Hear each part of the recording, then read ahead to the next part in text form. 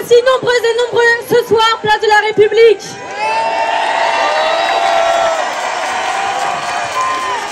Comme vous le savez, les activistes de la Freedom Flotilla sont détenus illégalement en mer par l'armée coloniale et génocidaire israélienne. Depuis plus de 15 heures. Et ce, dont 6 ressortissants français et dont notre députée européenne, Rima Hassan.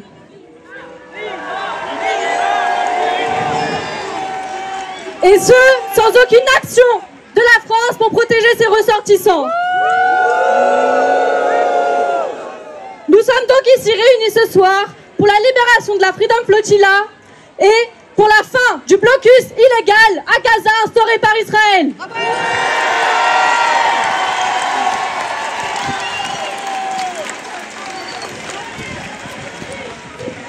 La flottille libérée, la flottille libérée, la flottille libérée, la flottille libérée, la flottille libérée, la flottille libérée, la flottille libérée, la flottille. Alors, nous allons vous demander d'accueillir comme premier intervenant un camarade franco-palestinien, avocat, qui a été détenu dans les geôles israéliennes.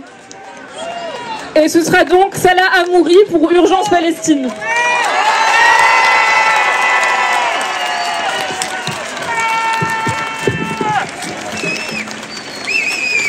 Bonjour à toutes et à tous. Merci à toutes les organisations et les organisateurs qui ont organisé ce rassemblement aujourd'hui après plus de 600 jours de ce génocide en cours.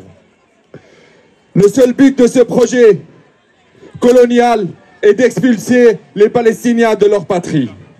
Nous sommes rassemblés pour soutenir et demander la libération de 12 membres de la flottille de la liberté qui se sont engagés pour essayer de casser le blocus et qui dure depuis 20 ans aujourd'hui. Ce blocus est la suite de toute tentative coloniale israélienne d'affamer notre peuple et l'obliger à quitter sa terre.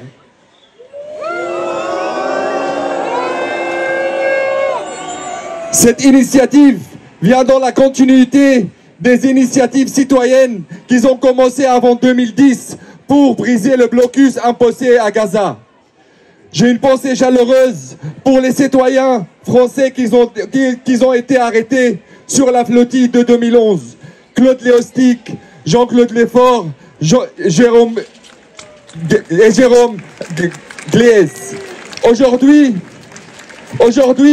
Rima Hassan, Greta et 10 autres membres citoyens solidaires de notre peuple sont entre les mains de l'occupant.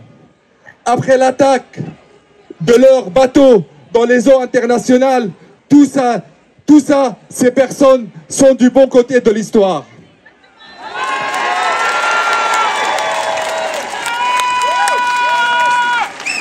Mais cette arrestation aujourd'hui vient aussi dans un contexte politique très spécial.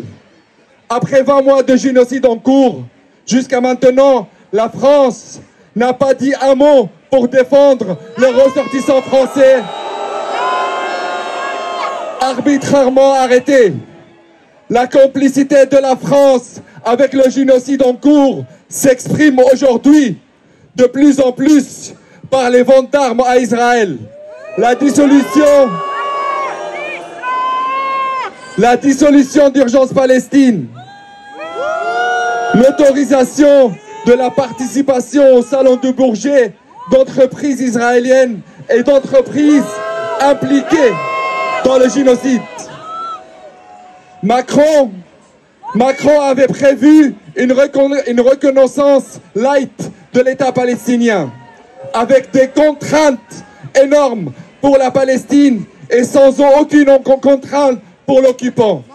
Pas d'embargo militaire, pas de sanctions, pas de reconnaissance du droit au retour du peuple palestinien. Et même ce projet, il l'abandonne. Aujourd'hui, avec la continuité du génocide en cours et l'attaque quotidienne au Liban, en Syrie, au Yémen, l'occupant israélien avec leur feu vert de leurs alliés occidentaux, continue de son projet d'extension vers la Grande Israël.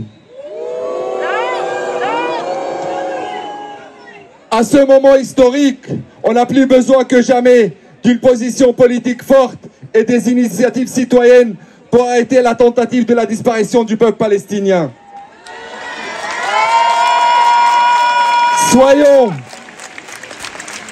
Soyons mobilisés pour obtenir la libération des douzaines de solidaires de la flottille, mais aussi la libération des 10 000 prisonniers politiques palestiniens enfermés dans les geôles de l'occupant. Et également pour obtenir la libération de Georges Brahim Abdallah, le plus